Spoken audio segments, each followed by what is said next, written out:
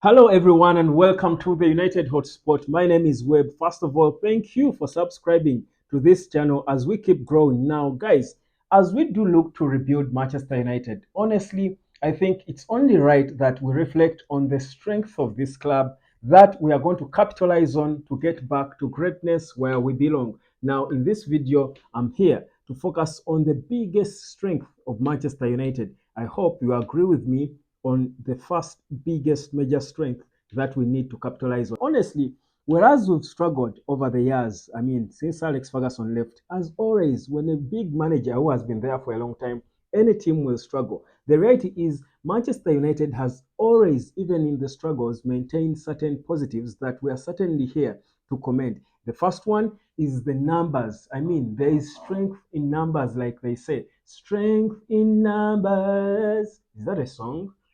Or am I crafting my own song? But anyway, you know the saying, the old adage that there is strength in numbers. Honestly, United probably has the biggest fan base globally, and I love the fact that we are passionate and we stick together. Even during the hard times, the fan base has been there, rallying and pushing for the departure of the Glazers. That is the power, and exactly if you come together in numbers, you will certainly cause an impact. That's exactly why you see the Glazers eventually managed to sell the football to Sir Jim Ratcliffe. Isn't that a positive?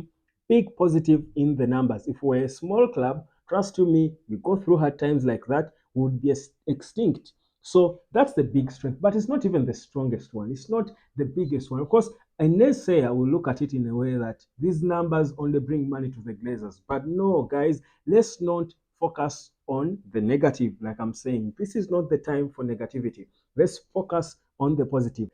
They help players, more so at a time like this when you are rebuilding, to have a sense of belonging.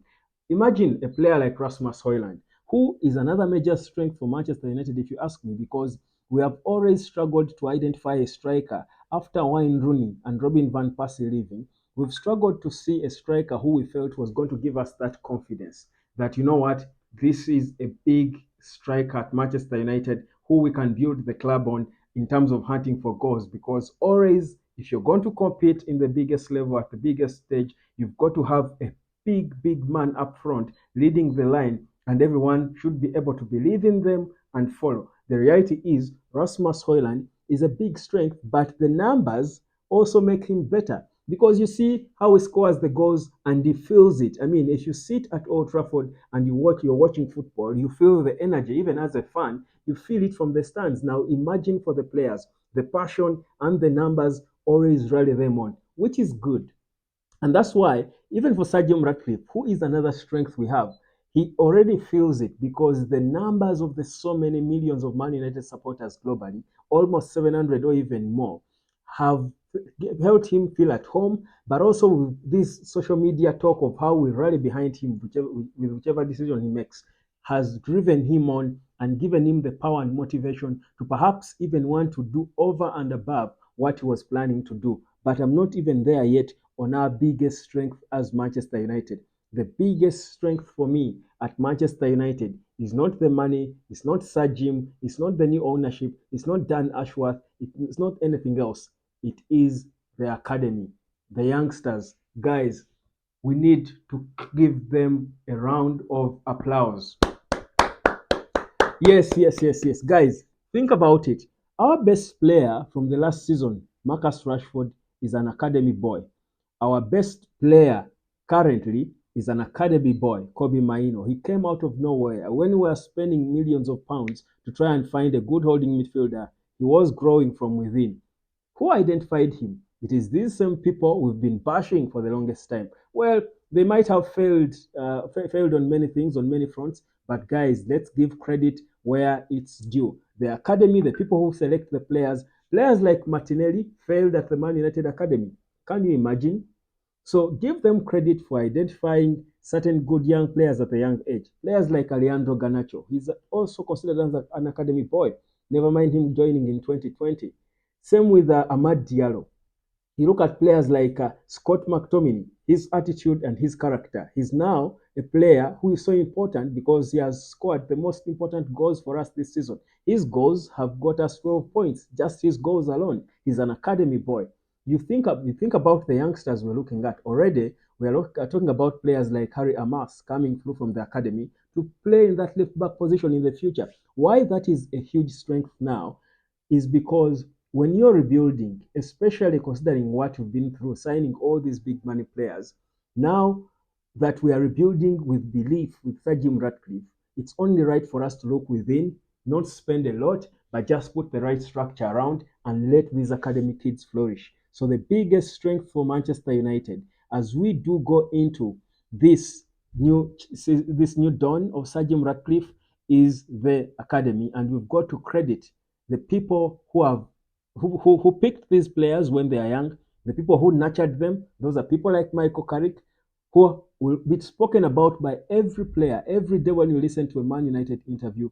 Bruno Fernandes just recently said the best player he would have wished to play with was Michael Carrick. Scott McTominay, you've heard him several times talking about Michael Carrick. All these players spoke well about Michael Carrick because Carrick and the team of our recruiters in the academy, when it came to the youngsters, have always been identifying and grooming the right players. For me, I want to emphasize it. That's our big strength. Now, even now, as we do look to progress and get better, hunt for top four, the people we are relying on are not exactly the big money players. No, it's not Anthony we are relying on, is it? It is Kobe Maino. It is Alejandro Garnacho. It is okay. Marcus Rashford. He earns a lot, but he's from within. He's from our academy. Of course, the issue with Rashford is mostly his attitude, but we wouldn't have issues with him. It is Scott McTominay. It is Kambwala. When you want defenders to come in when Rafael Varane is not okay, we look to Kambwala.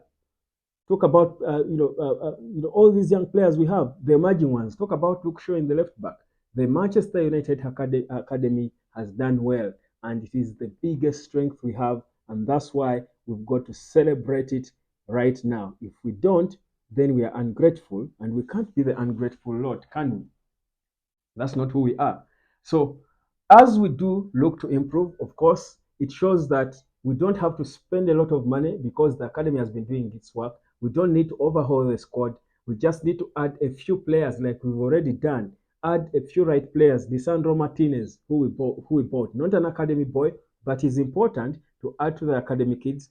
Rasmus Højlund, we brought him young. He was only 20 when he joined Man United. That's a young age.